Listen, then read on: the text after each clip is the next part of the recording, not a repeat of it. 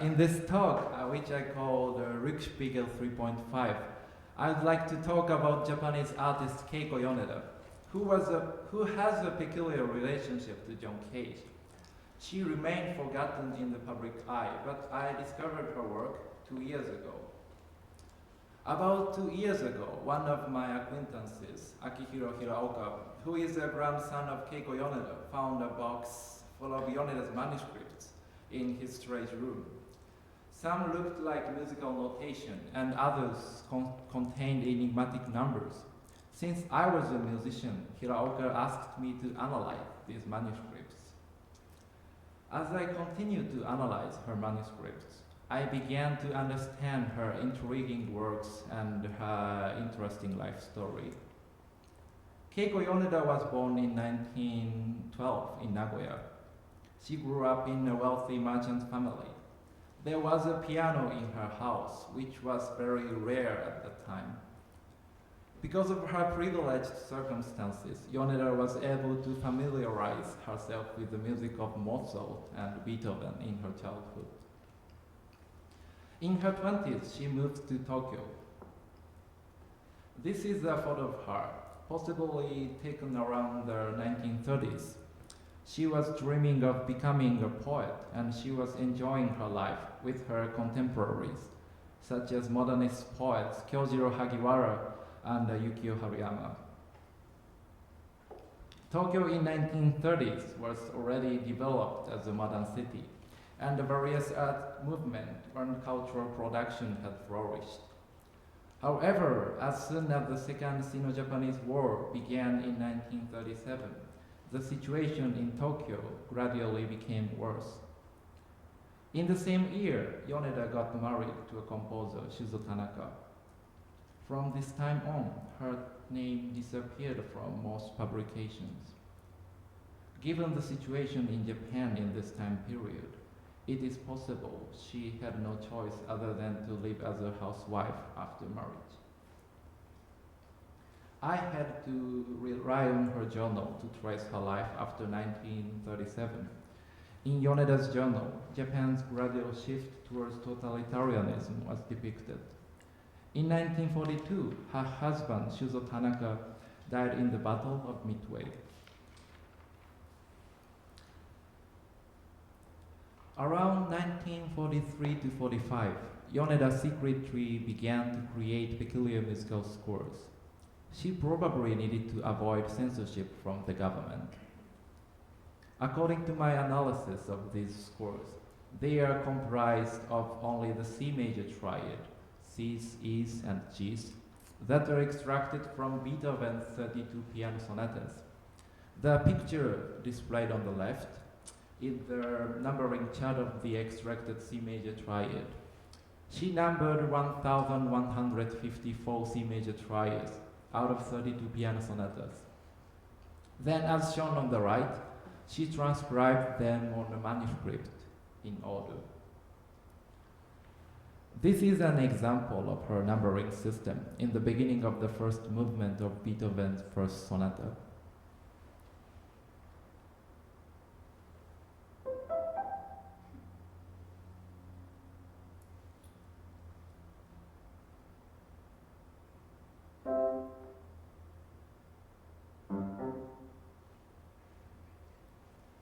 On this page, she rearranged them into a new order to construct a fragment.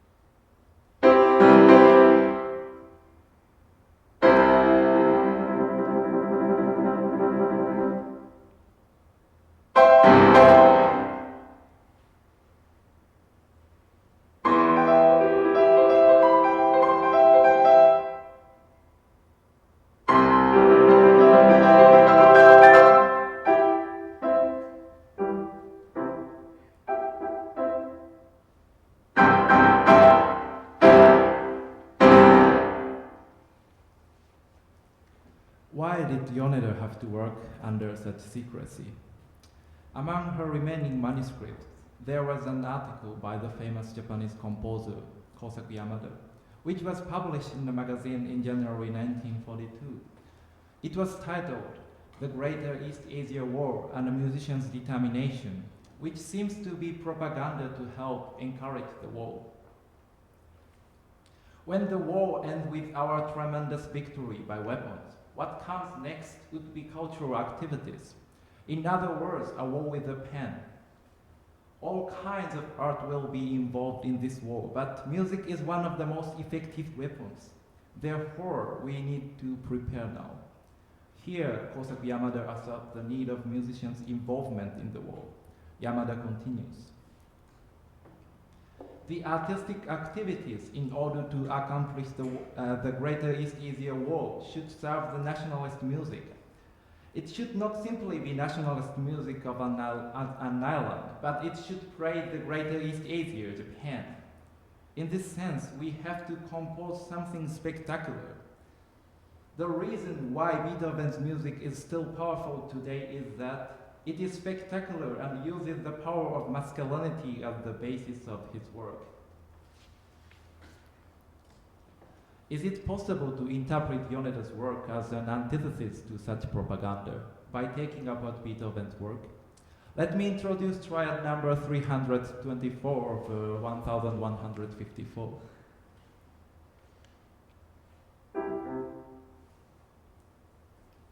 After the war, Yoneda worked on the visual and sound poetries based on the preface of the Japanese Constitution. She counted the number of vowels and consonants, and she created the visual representation of them. I will now read a section of her sound poetry. 日本ボブ民は正当に選挙された勃発に呼べる代表者を通じて暴動し、我らと我らの子孫のために諸ボブ民との平和による成敗とワバブに全土にわたって自由のもたらすベイダブをバブホし、政府の防衛によって再び戦争の惨禍が起こることのないようにすることを決意し、ボボに主弁がボブ民に損することを宣言し、ボの弁法をバブ提する。The Japanese constitution is often described as a peaceful constitution, although it is somewhat contradictory to Yoneda's previous work. This work can be interpreted as a satire of democracy. I cannot know what ideology Yoneda held on the relationship between art and politics, because in 1954 she left the following mysterious statement in her journal, where she quotes Daisei Taro Suzuki, who used to serve in World War II. Let your ears send a message of surprise or perplexity. That's the way. Was asked, Dr. Suzuki, what is the difference between men are men and mountains are mountains before studying them, and men are men and mountains are mountains after studying them? It is not a question of going into oneself or out to the world. It is rather a condition of fluency that's in and out. Yoneda got married for the second time in 1948 and lived the rest of her life as a housewife. Until the discovery of her manuscripts, her life and works were completely unknown. Let me introduce triad number 287 of 1154.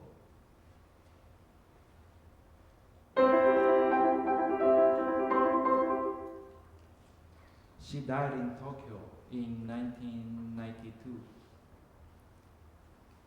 As an interesting side note, her birth year and death year are the same as John Cage's. Let me introduce triad number 94 to 98 of 1154.